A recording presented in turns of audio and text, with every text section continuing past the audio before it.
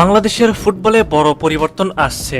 বাংলাদেশ জাতীয় ফুটবল দলের দায়িত্ব থেকে অবশেষে বিদায় নিতে চলেছেন হেড কোচ হাবিয়ার ক্যাব্রেরা। অনেক আশা নিয়ে তাকে আনা হলেও বাস্তবে তার অধীনে কাঙ্ক্ষিত ফল আসেনি। এশিয়ান কাপের বাছাই পর্বের ম্যাচগুলোতে এইবার জঘন্য পারফরমেন্স করেছে বাংলাদেশ।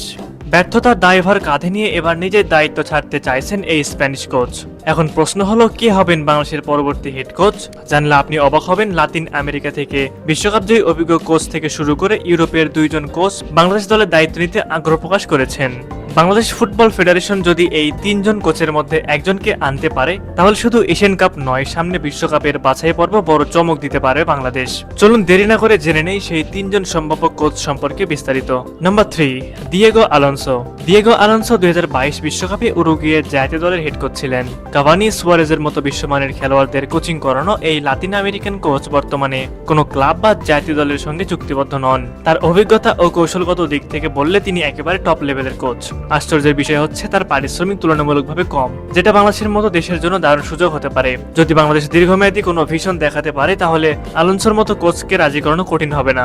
আর তাই বাংলাদেশ যদি উন্নতি করতে চায়, তাহলে এই ধরনের কোচকে দরকার। নাম্বার 2, শন লেন। ইংলিশ সাবেক ফুটবলার শন লেন খেলেছেন হিয়ারফোর্ড ইউনাইটেড ও ডার্বি কাউন্টির মতো দলে। স্ট্রাইকার এবং মিডফিল্ডার হিসেবে খেলেছেন তিনি। এখন তিনি কোচিং এ পুরোপুরি মনোনিবেশ করেছেন। শন লেন নিজে আগ্রহ প্রকাশ করেছেন বাংলাদেশের জাতীয় দলের হেড কোচ হওয়ার ব্যাপারে। বাফুফেও তার সঙ্গে নিয়মিত যোগাযোগ রাখছে। সবকিছু ঠিকঠাক থাকলে খুব শিগগিরই হয়তো আসতে পারে অফিসিয়াল ঘোষণা। সবশেষ নাম্বার 1, আনোয়ার উদ্দিন। বাংলাদেশি বংশোদ্ভূত সাবেক ওয়েস্ট হ্যাম তারকা আনোয়ার উদ্দিন বর্তমানে ইংল্যান্ডে কোচিং করাচ্ছেন।